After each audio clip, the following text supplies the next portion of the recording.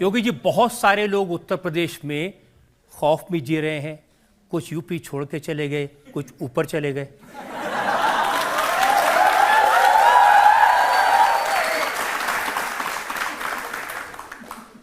बिनु भय होई न प्रीति। जो लोग पहले उत्तर प्रदेश वासियों के लिए भय के प्रतीक बने थे, तो हमारा संकल्प था ही शुरू से। भगवान राम ने जो बात कही थी, निस्सरहीन करो मही भुज उठाए प्रण कीन, तो हम तो राम भक्त हैं, तो यही तो हम भी करेंगे। जो निस्सर पापी हैं, जो गरीबों को, व्यापारियों को, बेटियों को, सामान्य नागरिकों को, राह चलते हुए नागरिकों की सुरक्षा के लिए खतरे बने हुए हैं, इनके लिए हमें एक ऐसा एटमॉस्फेयर तैयार करना ही होगा। कर दिया। लोग कहते हैं नो बेल नो जेल, सीधा प्रभु से मेल। देखिए, दोनों चीजें एक साथ चलनी चाहिए। मैंने कहा ना कि मैं राम भक्त हूं, तो अयोध्या में रामलला विराजमान हूं, तो ऐसे लोगों की राम नाम सत्य है की यात्रा भी तो निकलनी चाहिए। और वही काम यूपी में हुआ है।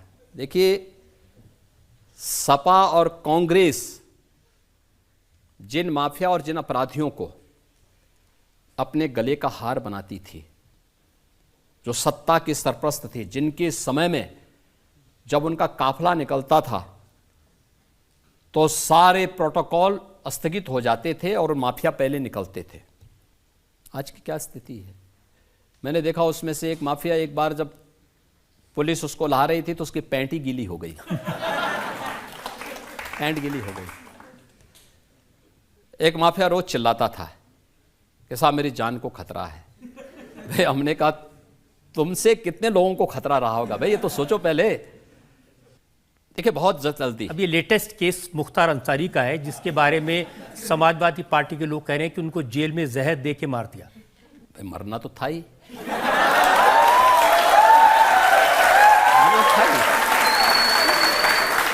आप मुझे बताओ, जिस व्यक्ति ने सैकड़ों लोगों को मारा हो, और कब तक बसता बसता फिरेगा? कांग्रेस के लोग तो उसको बचाने का प्रयास कर ही रहे थे ना।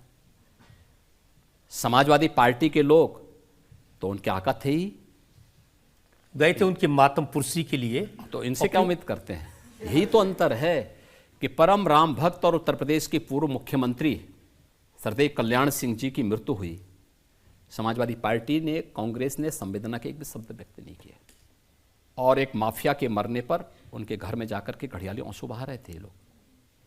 यही फर्क है। ये देश यही बर्दाश्त नहीं करना चाहता। अभी तो हमने माफियाओं को कार्रवाई की है। बहुत शीघ्र 4 जून के बाद एक निश्चित तिथि तय करेंगे, उत्तर प्रदेश को माफिया से पूरी तरह मुक्त हो गया इसकी घोषणा करेंगे। दूसरा, माफियाओं के द्वारा अर्जित की गई संपत्ति, कोई भी माफिया होगा उसके द्वारा अर्जित की गई पूरी संपत्ति सरकार अपने कब्जे में लेगी। हमने प्रयागराज से शुरुआत कर दी है। प्रयागराज में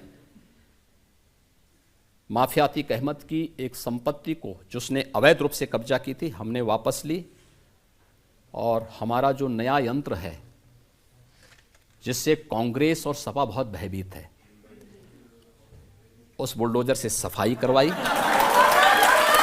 सफाई करवाने के बाद गरीबों के आवास बनाए हैं, और हमने ये भी तय किया है, पूरी कार्ययोजना हमारी बन चुकी है, ये माफिया के द्वारा अवैध रूप से अर्जित की गई पूरी संपत्ति पर गरीबों के लिए, महिला संरक्षण गृह के लिए, दिव्यांगजनों के लिए, निराश्रित बच्चों के लिए, और अन्य समाज के जो भी तबके हो सकते हैं उन सब के लिए, और हॉस्पिटल बनाएंगे, अच्छे स्कूल बनाएंगे, अच्छे संस्थान खड़े करेंगे।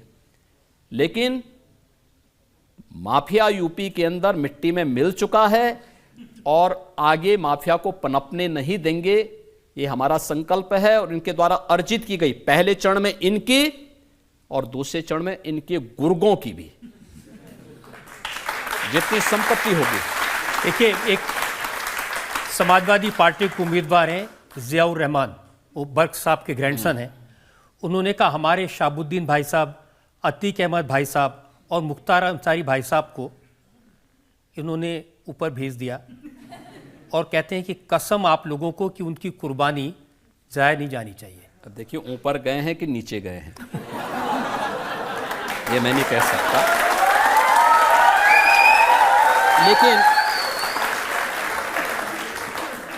लेकिन देखो किसी विषधर से उम्मीद करना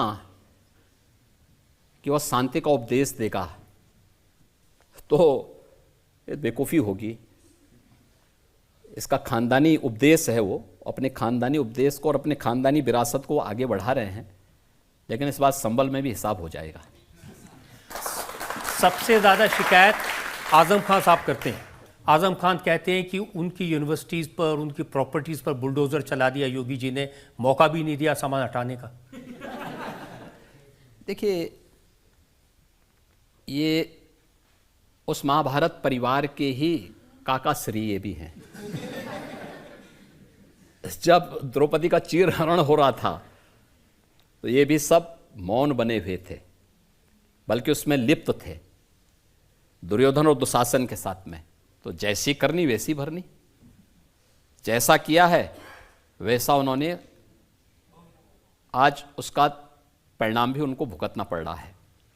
आजम खां हो या ये जितने अन्य माफिया हों, इन्होंने उत्तर प्रदेश के विकास को बाधित किया है और आज उत्तर प्रदेश के अंदर कानून का राज है।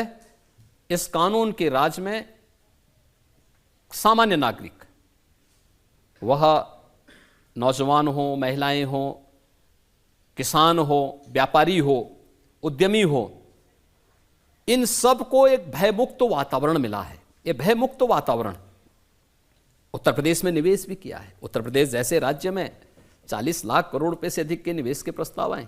अभी चुनाव के ठीक पहले फरवरी में प्रधानमंत्री जी ने 10.5 लाख करोड़ रुपए के निवेश के प्रस्ताव को ग्राउंड ब्रेकिंग किया, शिलान्यास किया। 10.5 लाख करोड़ रुपए के निवेश के प्रस्ताव यूपी के लिए कल्पना थी, आज वो साकार हो रहा है। 10.5 लाख करोड़ का मतलब 35 लाख नौजवानों को सीधे सीधे नौकरी आज यूपी में हो रहा है, क्योंकि कानून व्यवस्था अच्छी है, एक निवेश का माहौल बना है। केंद्र और राज्य में एक समान विचारधारा की, एक समान पार्टी की सरकार है और विकास, गरीब कल्याण इनका संकल्प है। देश के प्रति इन सब की पूरी प्रतिबद्धता है, इसलिए सब कार्य हो पा रहे हैं। लेकिन आपके जो बुलडोजर है उसकी गूंज तो मैंने देखा कि कोलकाता तक सुनाई दी। वहाँ हाईकोर्ट के जज ने कोलकाता के मेयर से कहा कि अगर तुमसे नहीं होता है तो योगी जी से थोड़े दिन के बुलडोजर उधार ले लो। देखिए उत्तर प्रदेश का ये जो बुलडोजर है